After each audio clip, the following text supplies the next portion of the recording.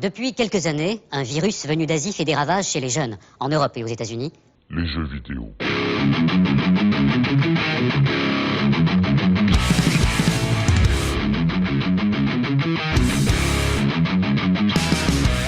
On passe au deuxième qui est direction la Lune, objectif Lune. On a pris un peu l'idée de comment ça s'appelle, d'une BD de Tintin en cigare volant électrique. Donc vous avez tous vu le week-end dernier SpaceX qui n'a pas explosé. Donc le zéro, est-ce que tu n'a pas explosé. Vous introduire un petit peu le sujet et après on voudrait avoir un petit avis. Oui, alors excusez-moi, je j'étais sur mon dessin. Bon, ça avance un peu, hein. Voilà. Et oui, pour le dessin. Voilà, on vous précise pour le dessin. Donc là, on fait une pause maintenant parce qu'on aura quelques vidéos à passer en fond. Du coup, je vais changer de scène. Le dessin, on fait une pause maintenant et vous verrez la suite. Vous verrez déjà où est-ce qu'il en est sur Twitter pour ceux qui n'ont pas vu. Donc on postera un premier post donc Twitter sur le YOLO Show et également la semaine prochaine la suite. Voilà, tu peux reprendre mon cher Le Zéro. Tout à fait. Oui, donc on voulait revenir sur la conquête spatiale et les derniers développements. Alors, SpaceX pour la NASA, donc c'était la NASA mais qui avait missionné SpaceX, donc Elon Musk, ont envoyé un vaisseau, un tout petit vaisseau dans l'espace pour rejoindre la station spatiale. Et alors, c'était vraiment à l'américaine, quoi. Ils avaient les nouvelles combinaisons comme dans les films, inspirées des films. Ils avaient ce vaisseau tout design, hyper bien dessiné, hyper blanc, tout était blanc, immaculé, etc. Avec écrit SpaceX. C'était vraiment comme dans les films. Ils sont allés jusqu'à la fusée en Tesla. On le verra peut-être en voiture Tesla blanche avec des gros logos NASA. Même le logo NASA, en fait, il était réfléchi. Ils avaient repris le logo NASA des années peut-être 70. Le logo qu'on appelle Worms, enfin le logo en ligne, pas le logo avec la planète bleue. Donc tout était réfléchi au moindre détail, quoi. Et du coup, ça s'est très bien passé. Ils ont parfaitement fait tout ce qu'ils avaient à faire, c'est-à-dire décoller, se détacher de leur grosse fusée pour être juste le petit dragon, la capsule dragon, pour aller juste c'est marrant parce qu'ils sont minuscules, ils sont approchés de l'ISS, de la station spatiale. C'est un mec des plombes. Ils ont mis des plombes pour s'aligner à la petite, au point d'accroche, etc. Pour s'aligner, je pense qu'ils ont mis presque 1 heure, au moins 40 minutes. Après, pour ouvrir la trappe entre les deux, ça a mis 1h30, je crois, le temps d'un film, hein, sans blaguer. Tout était très très long, quoi. Ça a duré donc sur 2 jours. Et tout passait en live. Et vraiment, on vivait toute l'aventure SpaceX et le retour des Américains dans l'espace. Donc voilà, ça c'est ce qui s'est passé ce week-end. Et c'est la vidéo qui est en train de tourner en ce moment. Et donc là, ouais, vous voyez par exemple leur nouvelle combinaison, etc. C'était vraiment très, très à l'américaine. Alors en fait, évidemment, les Russes, eux, ils font ça depuis toujours, hein, d'envoyer des petits vaisseaux jusqu'à la station spatiale. En fait, même ça leur rapporte des milliards par an, parce que tous les autres sont obligés de les payer pour y aller. Mais donc, les Américains, depuis 2011, ils n'avaient pas réussi à faire ça. Et avant de poursuivre, parce que je sais que Woody doit nous laisser, je voudrais avoir son avis et tu pourras poursuivre après, mon cher Le Zéro, parce que je sais que Le Zéro, c'est le passionné de l'espace. Je pourrais le mettre tout seul sur 2 heures, il en parlerait. Toi, alors, Woody, après, on te laisse vaquer à toutes tes activités, dont peut-être dormir, qui est une activité très intéressante, qui est le sommeil. Toi, l'espace, la conquête spatiale, la station balnéaire sur la station spatiale. Comment tu vois ça? Tu t'en fous? Tu trouves ça cool? Mais pour toi, c'est beaucoup trop loin. C'est juste globalement, comment tu vois tout ça? Ce qui s'est passé et ton point de vue personnel? Moi, je me dis que dans la conjoncture actuelle de 2020, se barrer de la planète, c'est peut-être pas une mauvaise idée. C'est vrai.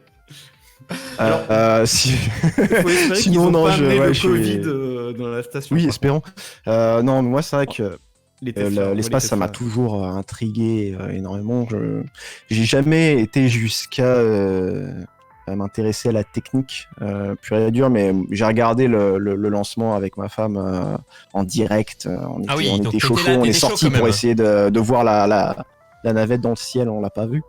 Mais ouais, ça a toujours ce petit rêve de l'espace, et je pense que je l'aurai toujours. Et si un jour, à la quarantaine, j'aurai peut-être une crise qui me fera acheter un télescope et j'essaierai Ah, de j'ai cru prendre que t'as des dit photos, avec je Chris sais qui pas. pourrait acheter une soucoupe volante ou une Ouais, fusée, un une place truc. dans une navette pour aller en week-end dans l'espace. J'aurais pas le budget.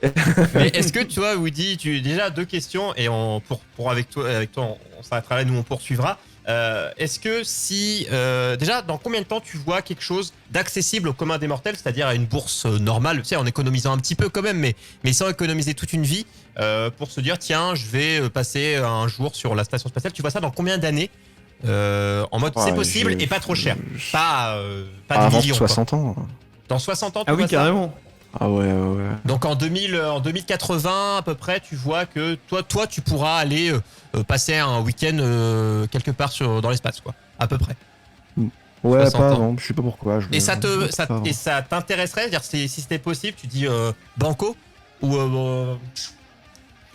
Ouais, carrément. accessible, comme aller aux Seychelles, comme aller, je sais pas, tu vois, peut-être l'avion aller-retour.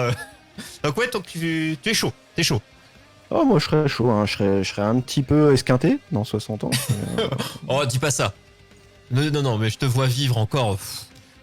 Capsule Pod, faut que ça vive, hein. Moi, je vais en écouter encore dans Le 60 ans. Woody est immortel. Undead Woody, hein, c'est ton pseudo, donc voilà. Tu feras Eh oui, c'est peut-être vrai, encore t'as des raison, ouais. capsules pod, mais cette fois qui seront dans les années 2000. Je parlerai des années 2030. Tu parleras du Ouais, YOLO non, Show. non, Tu de parleras du 2050. YOLO Show. Tu parleras de nous. Je parlerai du YOLO Show, ouais. Bon, en tout cas, merci à toi, Woody. On rappelle Capsule Pod, vous tapez ça un peu partout sur toutes les plateformes de streaming et vous pourrez écouter les derniers épisodes. Eh bien, le dernier qui est sorti donc samedi dernier, vous pourrez écouter ça. Et les anciens, c'est le 15e, donc il y a 15 épisodes à regarder. Hein, ça fait en gros 1 heure. Voilà, j'arrondis. Ça fait une petite heure, donc chaque épisode. Donc vous avez de quoi regarder. Merci à toi, Woody. On se dit sur les réseaux tous les jours, évidemment, parce qu'on se cause presque tous les jours, pas vrai. Et dans un mois pour le prochain épisode. Ça marche avec plaisir. Je fais des gros bisous. Allez, bonne soirée à toi, mon cher Woody. Lo, ça tourne toujours la vidéo, il se passe des choses, hein, toujours sur le jour. Oui. Bah là, c'est tout le début en fait. J'ai beaucoup aimé. Moi, j'étais pas du tout prévenu que ça allait se passer comme ça, qu'ils allaient. Ah, ils t'ont pas envoyé se un message présenter dans leur joli combi et partir dans des Tesla. Ils t'ont J'ai pas envoyé de trouvé ça message, les énorme. pauvres. J'ai trouvé que c'était bien mis. Une belle mise en scène quand quoi. même, ouais. Ouais. Et bon, après, honnêtement, hein, ce qu'ils ont fait, c'est pas si compliqué. Après, ça coûte un pognon fou et ça aurait pu rater, etc. Mais comme je le disais, c'est pas si compliqué. Hein. C'est un simple problème de spatial assez commun, en fait, et qui est réglé par les Russes très très couramment. Mais la suite, ça serait déjà de retourner sur la Lune. Alors là, ils se sont donné un objectif un peu ambitieux de le faire dans 4 ou 5 ans. Et en le donnant à des sociétés privées.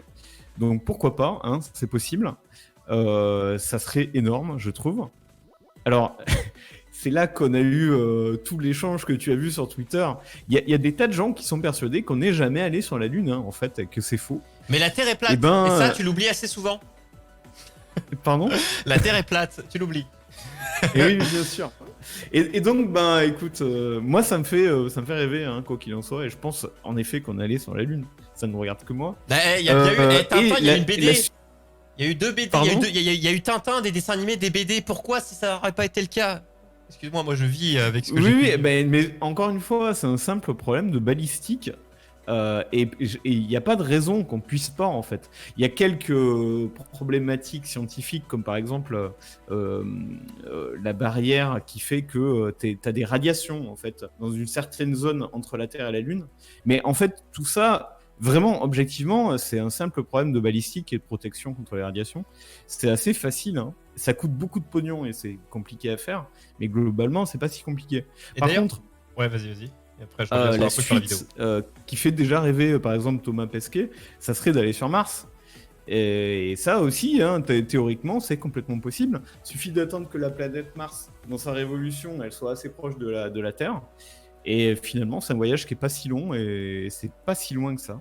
Et par rapport, du coup, ce que je disais, ce qui se passe sur la vidéo, alors je précise, ceux qui écouteront le podcast, vous inquiétez pas, on rebat juste, du coup, je reprécise pour ceux qui écouteront l'audio, ce qui est disponible sur YouTube, les 2 journées, deux vidéos condensées du samedi et et du dimanche sur SpaceX, l'envol de la fusée. Donc vous inquiétez pas, on imagera maximum tout ce qu'on dit. Mais là, sur le point où je me suis arrêté, on voit les deux gars qui vont rentrer dans le pas de tir, enfin l'ascenseur qui va les amener mais en haut j'imagine de la bien tour qui tient la fusée. ce qui se passe dans leur tête à ce moment-là. C'est-à-dire que là, vraiment, ils sont sortis de la voiture, tout ça, ils avancent, ils se retournent parce qu'ils savent qu'ils sont filmés et tout, en mode coucou, au revoir. Mais tu vois, c'est pas juste, tu pars, tu vas à l'aéroport, Alors, je te raconte ce qu'ils font après. Donc là, ils ont pris leur Tesla, ils arrivent au bas de cette tour, ils prennent cet ascenseur. Il y a des tas de gens, peut-être tu les vois après, qui sont habillés en noir comme des ninjas et qui ont des masques même, parce que c'est le Covid. Donc ils sont tout noirs avec des masques noirs. Et donc tous ces gens les suivent, ils ont des numéros dans le dos, ces gens. Tu vas les voir, je pense. On les voit, ouais. Voilà, là, ces ninjas là, qui les suivent. Les gens donc tout là, en noir. Là, ça dure encore des plombes après ça. Ils arrivent à ce niveau-là où il y a un téléphone et ils vont pouvoir appeler leur famille. En fait, chacun leur tour. Le téléphone qui est un peu à droite là. Ils vont chacun leur tour appeler la dernière personne qui va l'appeler. Là, dans cet endroit-là, tu vois. C'est fou, n'empêche, c'est fou. Et tu vois le paysage, tu as quand même un contact avec l'air, avec l'extérieur. Et il fait beau. Ouais, voilà, ils sont en haut, quasiment dans la fusée, et ils passent un moment, tu vois, à appeler les dernières personnes qui doivent appeler.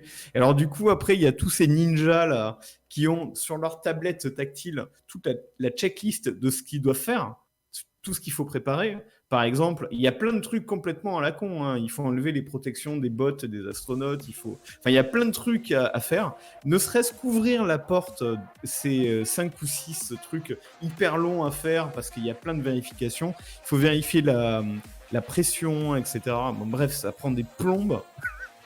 Et ils ont tous leur numéro, là, ils ont tous leurs trucs précis à faire. Donc c'était vachement intéressant de voir tout ça, j'ai trouvé. Allez, on va se mettre à un moment où ça part, la fusée, quand même, à un moment donné. Et après, ce qu'il faut que tu vois, c'est le cockpit. Ah, voilà, le démarrage de la fusée, bien sûr. Oui. Le décollage. Et après, on va en parler plus précisément de nos... Enfin, qu'est-ce qu'on imagine, qu'est-ce qu'on aimerait dans l'avenir. Donc ça, c'est ce qui n'a pas pu se faire lors de l'émission dernière. On devait le commenter mercredi dernier, qui a été fait Tout à samedi. fait. Donc le décollage. Samedi 30 mai 2020. C'est vraiment très bien passé. Voilà, on le voit. C'est beau. Alors vous voyez des fois ça bug parce qu'à chaque fois je suis obligé de faire une bidouille sur OBS, c'est pour ça que visuellement la vidéo. Donc là, le décollage, moi que j'ai pas vu, moi je voyais tout le monde réagir sur Twitter, j'étais en train de faire autre chose et je dis ah oui, c'est un... Donc après la suite de ça, la particularité des fusées SpaceX, c'est que toute la base que tu vois là, en fait, elle est réutilisable. C'est-à-dire que toute la base de la fusée va se décrocher.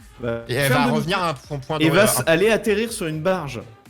Oui, j'avais déjà vu, je crois qu'il y a peu, j'avais vu une vidéo d'Amixem qui était allé filmer aux États-Unis quelque chose du genre justement je sais pas si une fusée, c'est un truc qui décolle de SpaceX où tu voyais la base, enfin c'était plusieurs bases revenir à un point.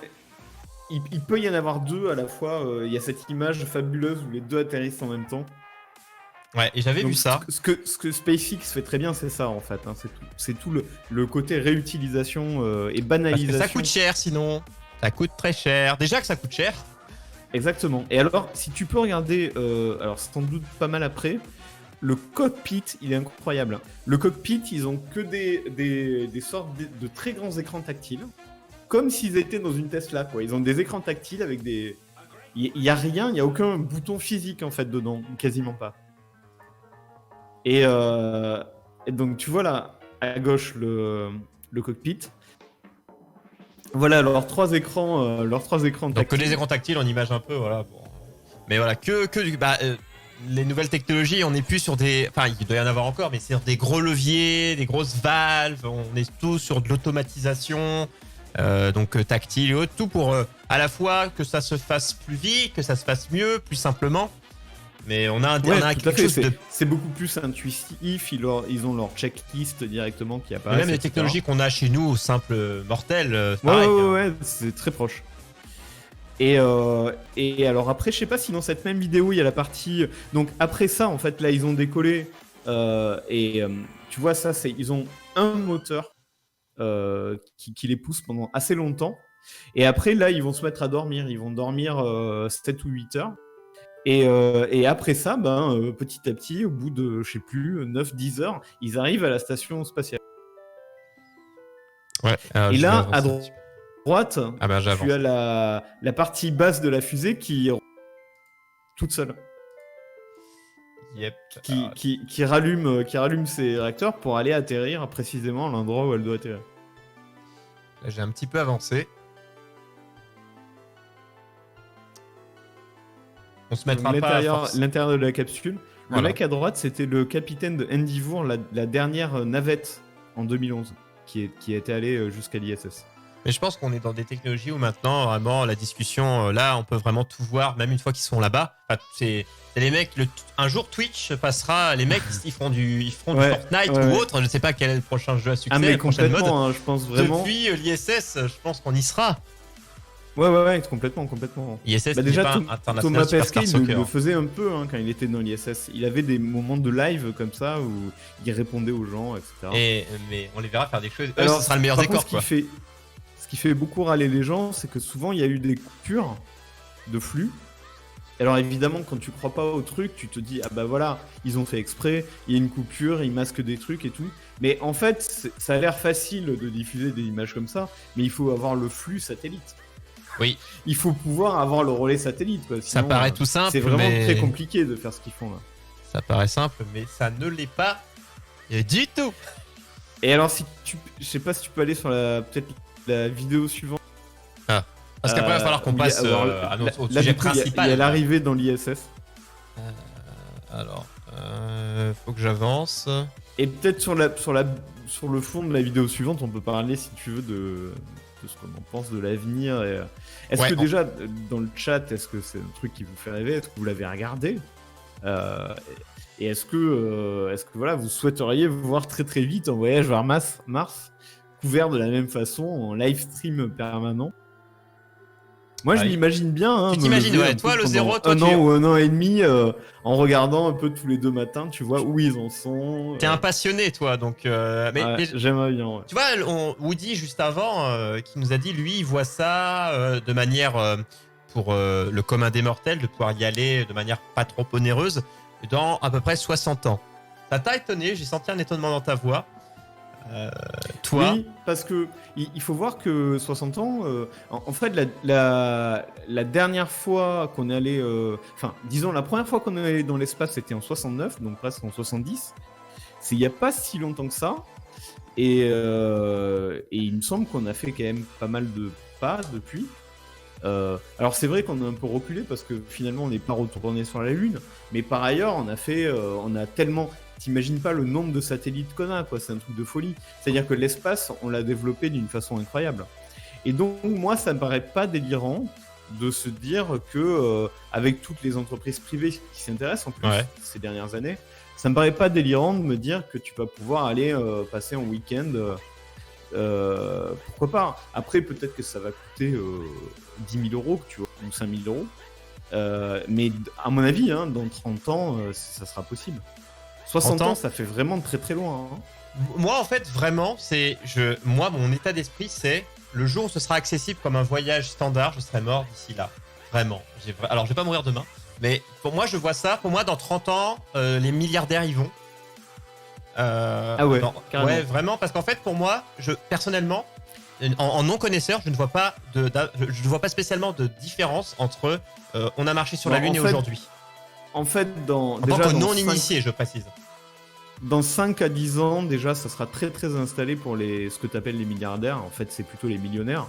Parce que, par exemple, Virgin Galactic, c'est ça qu'ils font. C'est ça qu'ils vont faire. Et eux, ils sont presque prêts. Dans 4-5 ans, ils sont tout à fait prêts. Donc déjà, Virgin, dans 4-5 ans, ils commencent à avoir un service de tourisme spatial pour les millionnaires et pas pour les milliardaires.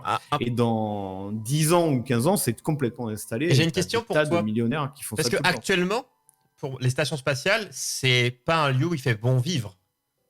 C'est un laboratoire scientifique. C'est l'aventure. Oui, je suis d'accord, mais c'est comme par exemple, ce qui est encore compliqué aujourd'hui, par exemple, aller visiter un labo dans l'Antarctique, à moins, tu vois, c'est encore des trucs aussi très exceptionnels, parce qu'il y a très peu de gens qui vivent dans des endroits très reculés où il fait très froid. C'est un peu la même chose. Moi, je parle vraiment d'un truc où C'est vrai, on mais est limite dans mais Star sauf Wars que- où tu vas prendre ton petit chèque, t'as le barman. Sauf que, non, mais Troyer, en fait, c'est le côté touristique qui va attirer les gens. Par exemple, l'Everest, c'est très très compliqué. L'Everest, c'est dangereux même. Oui, Par c'est, on va exemple, dire en haut, il n'y a que... pas d'oxygène, il faut des bouteilles d'oxygène. Et bien, en fait, Everest, tout compliqué que c'est, en fait, il y a des centaines et des centaines de gens qui le font par an, l'Everest. Oui, mais ça reste des gens qui sont quand même... En fait, c'est pour moi le côté tourisme, je vois plus... est-ce que je veux que mamie puisse y aller tranquille, tu vois, comme ça, sans problème. Mamie ou le gosse de 10 ans. Bah, C'est ça, le vrai mais tourisme. après, le tourisme de masse, en fait, vraiment. Ouais, voilà, c'est Ouais. pour moi, quand je parle tourisme, c'est le tourisme de masse accessible en termes de santé à tout le monde. Comme ça. C'est ça vraiment Non, le vrai enfin, tourisme. Je pense pour que moi. vraiment, avant que ce soit un truc de retraité, Oui, de n'importe qui. ça, effectivement, non. C'est ça que je parle, pas de tourisme réveil. vraiment. Un truc où 20 personnes peuvent y aller, ça s'appelle pas Non, ça c'est du tourisme. plutôt du pour moi. tourisme d'aventure. Hein, où tu Oui, vas, c'est ça. Là, on est d'accord. Et là, il y en a. Et c'est quand même un truc de masse. Genre la Ah, montagne ou ce sera- le, ce sera- tu vois, le Ce canyon. sera pas en je sais millions de pas quoi, les personnes. trucs. On est combien sur Terre? On est 7 milliards, ce sera moins d'1 million de personnes. Large. Ah oui. Non, mais oui, large, bien sûr. tu vois. Donc, en fait, ce sera autant, tu vois, tu parles d'aller gravir des montagnes, des trucs très sportifs où vraiment, moi j'y vais, je suis en bonne santé et je peux pas. Ceux qui font à moitié des trucs très. Voilà. Ça, je pense qu'on est sur le même genre où ça restera quand même très de niche. Pas parce que personne ne veut, mais personne ne pourra Mais vraiment. ça sera accessible si tu as envie de le faire. Et Voilà, si si tu tu as t'en à donnes peu les près moyens. la capacité physique, la forme physique de le faire. Oui, parce qu'il faut savoir que les astronautes, ça paraît con, mais il faut qu'ils soient en très bonne forme physique. Et pas qu'un peu. Ah oui, ça, je pense pas que ce soit demain la veille qu'on envoie dans l'espace des gens qui ont des problèmes cardiaques ou qui sont obèses ou tu vois, qui ont des vrais problèmes physiques. Voilà, d'asthme ou des choses comme ça, quoi. Là, on n'y est pas encore. Ça, même dans 30 ans, je pense pas qu'on envoie. C'est pour ça qu'il faut savoir où est-ce qu'on se place en termes de tourisme. Parce que même quand ils enverront, c'est une question que je peux me poser, c'est que là, on va dire, dans les 15 ans à venir, on a des gens très aisés qui vont pouvoir le faire. Mais encore une fois, est-ce qu'ils vont vraiment juste prendre l'argent et faire, ou est-ce qu'ils vont dire, bah, c'est bilan de santé, est-ce que ce sera, j'espère, très réglementé. Non. Ce qui se passe aujourd'hui. Tu signes une décharge comme quoi. Il y en a très peu aujourd'hui, c'est des milliardaires. Et ils font tout un entraînement. Ils vont en Russie, à Baïkonour, faire un vrai entraînement. Ah oui, donc c'est pas juste donne ton argent, tu signes une Bah, parce décharge que- et. Ok. Tel que c'est fait aujourd'hui, en fait, c'est pas du tout fait pour le mec normal, quoi. Non, on est d'accord. Donc Mais c'est il faut un pour vrai savoir. entraînement et ça fait partie du processus. Non, mais ils auraient Mais- pu dû se dire, t'as de l'argent, bah, c'est à tes risques et périls. Non, ils font quand même les choses bien. Non, mais je Ok. pense que ça, toujours. C'est-à-dire que de la même façon qu'aujourd'hui, tu fais pas l'Himalaya, l'Everest, comme ça, non préparé en tongs, il faut Ouais. te préparer avant. Mais pourtant, il y a des tas de gens qui le font. Ben, je pense que l'espace, ce sera pareil. Il faudra quand même faire un stage avant. Il faudra te préparer un peu physiquement et puis te préparer sur la connaissance de l'espace, etc. Non, mais et tu vois, c'est ça, voilà, faut vraiment mettre les paliers. Et du coup, l'autre extrême, un truc où tu dis, tiens, Comme cet la été, plongée, chérie, hein, la plongée, c'est pareil. cet été, chérie, on va à la station spatiale, tu réserves les billets, prends le billet pour les enfants, ça, ce genre de choses, tu vois ça dans combien d'années, toi? Ce côté très léger du tourisme. Donc, de masse. Alors ça, c'est sûr que... Enfin, je pense que ça sera beaucoup plus loin. Est-ce que je pense, tu vois, pour ça, qu'on sera mort. Tu dis 60 ans, moi je pense que plus que ça, hein, 80 ou 100 ans. Pour moi, c'est après 2100.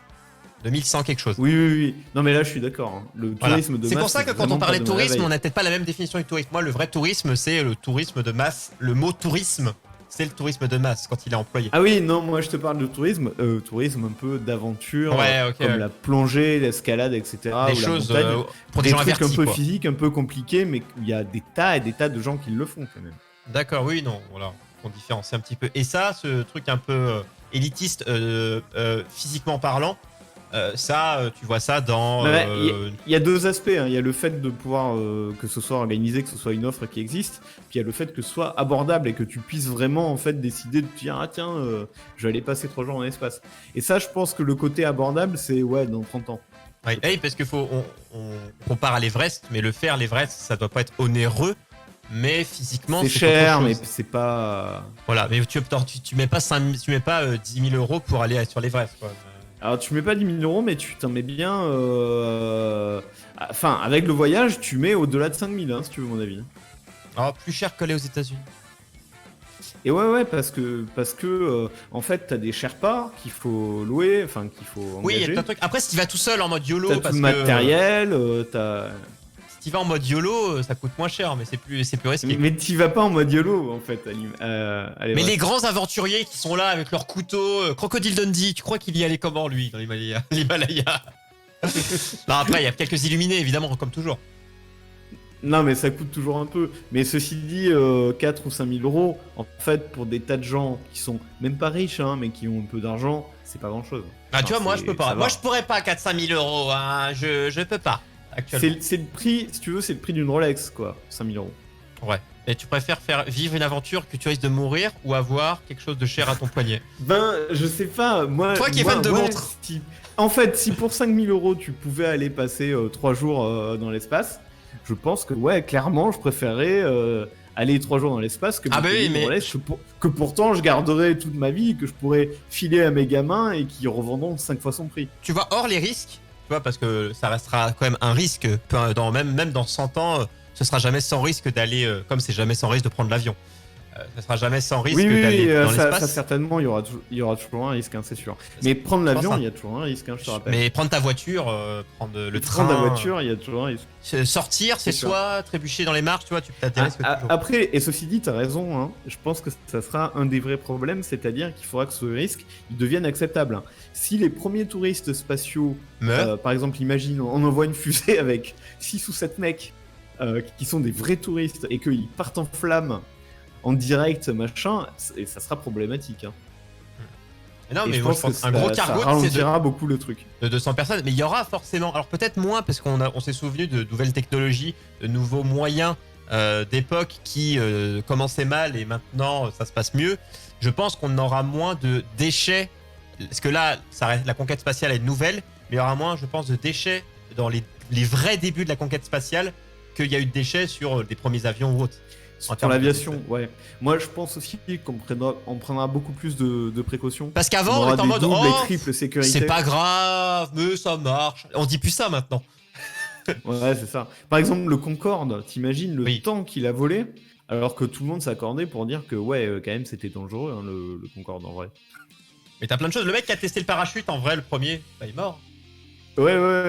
Après, le premier, oui. Le problème, c'est pas le premier, si tu veux. Le problème, c'est Bah, un peu pour lui, quand même. les masses de gens après qui ont sauté en parachute. Il y a toujours qui meurt en parachute. Il y a des parachutes qui, aujourd'hui, ne s'ouvrent pas. Parce que les premiers, sais-tu, il y en a toujours qui meurent. Hein. Dans l'espace, la conquête spatiale, il y a eu un nombre de morts, c'est incroyable. Il y a même un astronaute russe, je crois bien, qui est tombé de l'espace. Le mec est tombé de l'espace. C'est-à-dire qu'il a fait un mauvais mouvement, machin, il faisait une sortie dans l'espace, Il a et lâché. il est parti en direction de la Terre, et il s'est craché sur la Terre, le mec. Une météorite. Plah. Ouais, le mec est tombé de l'espace. C'est le trou. Donc ouais, non, ça a été une aventure, et c'est toujours une Bah, aventure super. incroyable. Enfin, moi, c'est pour ça que ça me fait rêver aussi, c'est que c'est compliqué. Je dis Ah que oui. c'est un simple problème de balistique. En vrai, oui, dans la physique, c'est un simple problème de balistique. Mais humainement, à réaliser, et tous les défis que ça représente, Et là, on c'est les ça qui est voit, passionnant. on les voit arriver. Là, Voilà, on les voit entrer dans la station spatiale. Mais on voit des gens Par très. Enfin, ils sont souriants, heureux. Ils sont contents de faire leur métier. Ils sont Ils sont tous très heureux. Après, pour eux, t'imagines pas le travail aussi, le temps, Je tous pense les que c'est- sacrifices qu'ils ont C'est fait plus pour pour arriver là aussi. actuellement, je pense que c'est plus pour ceux qui étaient déjà là, qui voient des nouvelles têtes arriver, parce que les deux d'avant, il y a pas longtemps, ils ont vu des gens. Hein. Ouais, c'est sûr. Eux, ça doit faire des mois qu'ils sont là. Mais n'empêche, Et on les- les voit en interview. Les deux autres, je crois, ils restent. Oh, je sais pas combien de temps il reste. il a fait un drop the mic. Mais c'est moins dangereux, c'est moins coûteux. Parce qu'il peut lâcher le micro. Ça, hey, drop the mic dans l'espace, ça a pas le même impact. Non, ça va, ça n'a pas le même impact. Ouais. Mais de voir ça, mais moi, en fait, c'est ce qui à la fois m'impressionne, c'est de voir, tu vois, ça c'est une interview comme on voit actuellement, mais comme, enfin, tu sais, tu vas sur un match de foot, interview de je ne sais plus quel gars qui interviewe les joueurs en sortant du match, bah c'est Ouais. la même chose. Et sauf que ils sont loin. Et moi, ce qui m'impressionne, Sauf qu'ils sont en apesanteur et qu'ils se passent le micro le faisant flotter. parce que je suis fan de technologie, mais en tant que technicien, et moi, c'est le côté de me dire, attends, ils sont où là, les gars? Et ça marche, et c'est fluide, et ça bug pas. C'est tout ce côté-là. Ils seraient ailleurs, tu vois, quelqu'un, je vois des fois des communications de gens qui sont sur l'Antarctique, comme ça m'impressionne Ah tout ouais, autant. ouais, non mais techniquement, ça a l'air facile. La Mais technique, ça aussi, c'est incroyablement difficile à faire. Hein. D'ailleurs, juste avant cette scène, tu voyais les astronautes, enfin, celui du milieu, là, qui était donc déjà dans la station, qui installait tout, qui positionnait les caméras, qui branchait tout.